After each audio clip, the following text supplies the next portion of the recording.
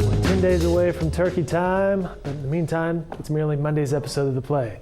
Good evening, I'm Dave Morris. Thanks for clicking on The Play here on NewsOK.com as we take a look at some of the stories that you can find in upcoming editions of The Oklahoman, including the common produce item that's helping break the cycle of poverty in Africa. We'll also take a look at the upcoming OSU Baylor game. But first up, big news for those of us here at The Oklahoman. OPUBCO has signed the lease on the Century Center downtown, so our offices will be moving from Britton and Broadway to 100 West Main, roughly September of 2014. In tomorrow's paper, we'll have a new design for the new space, and Steve Lackmeyer will have more details about the company's transition. Again, that's Tuesday's edition of The Oklahoman. And Steve will also reveal his special connection to the Oklahoman's future home. Temperatures are expected to drop later this week, but a group of Metro Schools children will be ready for the start of school. The Oklahoman's Leanne Manwarn reports that firefighters gave nearly 500 coats to students at Greystone Upper Elementary School. That happened this morning. It's part of a long-standing tradition in which firefighters and members of the community collaborate to give children warmth via coats every year.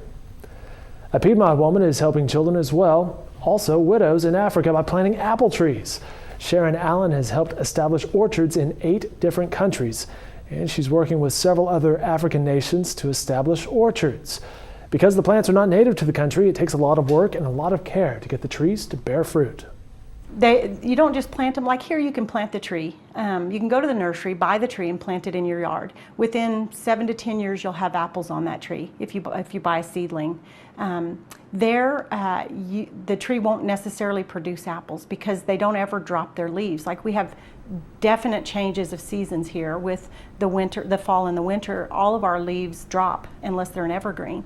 Well, then in the spring, before the leaves come, they bloom, and the blooms are the apples. So there's no spring. It's rainy and dry seasons. So you don't ever get the dropping of all of the leaves. So there you have to force the tree to think it's been in a dormant season by stripping all the leaves off. And then it will think it's been dormant, and it will bloom and start to produce apples. You can learn more about Sharon's efforts by reading Carla Hinton's article in Tuesday's Oklahoman.